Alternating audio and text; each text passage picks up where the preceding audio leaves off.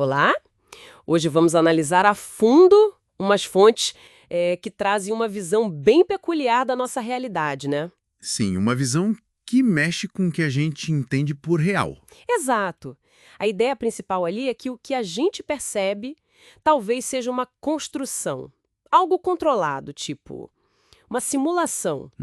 E o foco, segundo esses textos, não seria grana, política, o de sempre, mas algo chamado engenharia da realidade. Moldar a percepção, né? Isso, e controle perceptivo. Quer dizer, direcionar como a gente interpreta o mundo.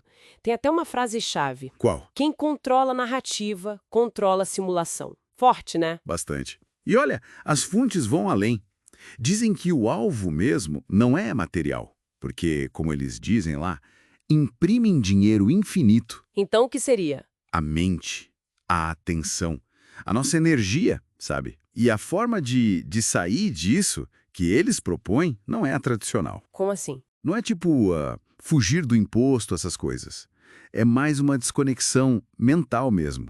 Sair do que chamam teatro da simulação. Desligar internamente, entender. E eles falam de um tal de glitch também, né? Sim, é interessante isso. A ideia seria, tipo, viver no sistema, mas sem pertencer de verdade. Vivo nela, mas não estou nela. Usar as ferramentas do próprio sistema contra ele, de certa forma. É por aí.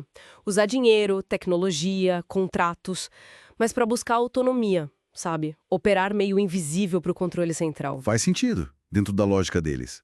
Mas olha só, as próprias fontes trazem umas complicações, né? Especialmente sobre a Rússia. Ah, sim, a questão da Rússia. Pois é, se ela é vista como oposição ao globalismo, por que aderiu a certas coisas na pandemia? A Sputnik V, as restrições internas, coisas que pareciam alinhar, né? É um ponto levantado, sim. E tem mais, os tais rastros químicos, os chemtrails, como eles estariam lá, nos céus russos, se o espaço aéreo é super controlado? Isso segundo a narrativa das fontes, claro. Certo. A explicação que os textos dão para isso é que a Rússia agiria como Um player soberano? um jogador, É. que joga pelas regras globais quando é estratégico, para sobreviver, para ter influência. A participação na pandemia seria, então, Tática. uma jogada tática. Entendo. E os rastros químicos? Qual a explicação para isso? Bom, aí eles argumentam que esse suposto sistema de controle atmosférico, geoengenharia, pulverização, seria algo global. Que ultrapassa as nações. Exatamente. Mencionam tecnologias tipo HARP e até a versão russa, a Sura. A ideia é que tanto o Ocidente quanto o Oriente estariam nesse jogo da tecnosfera. Um controle tecnológico do ambiente, por cima das fronteiras, por acordo ou interesse próprio. Isso. E essa linha leva a uma visão ainda mais radical nas fontes, Seria.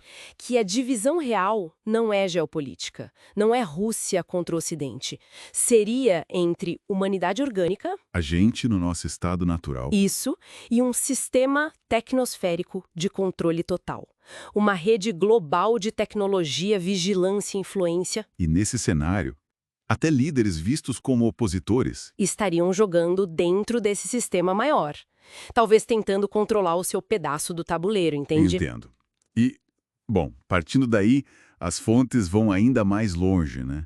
Tem uma camada final ali. A mais controversa, talvez. Provavelmente. A alegação de que o controle fundamental mesmo do planeta, nem seria humano. Ah, falam de quê? De entidades não humanas ou transdimensionais. Usam termos como arcontes, anunnakis, nomes de tradições antigas, esotéricas. E qual seria o papel dessas entidades, segundo os textos? Administrar a Terra.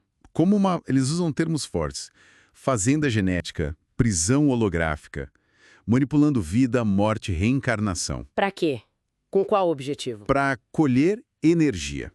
Uma energia específica. Que energia é essa? Eles nomeiam? Sim, chamam de luz. Luz. O que seria isso? Olha, na visão dessas fontes, luz seria uma energia emocional ou vital sutil que nós, seres conscientes, emitimos, principalmente sobre emoções fortes, medo, sofrimento. E essa energia seria o alimento, o recurso? Seria o recurso principal que essas supostas entidades buscariam.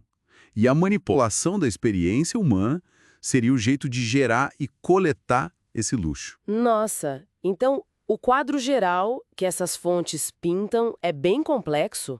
São camadas e camadas de controle? Sim, começa no social, na narrativa, Passa pelo tecnológico, atmosférico. e chega nesse suposto controle não humano da consciência do ciclo de vida e morte focado nessa colheita de luxo. É muita coisa. Muita coisa mesmo. E qual a saída? O que eles propõem como resistência? Olha, consistentemente não é algo político ou militar tradicional. Falam numa ruptura Ruptura. cognitiva, energética, vibracional.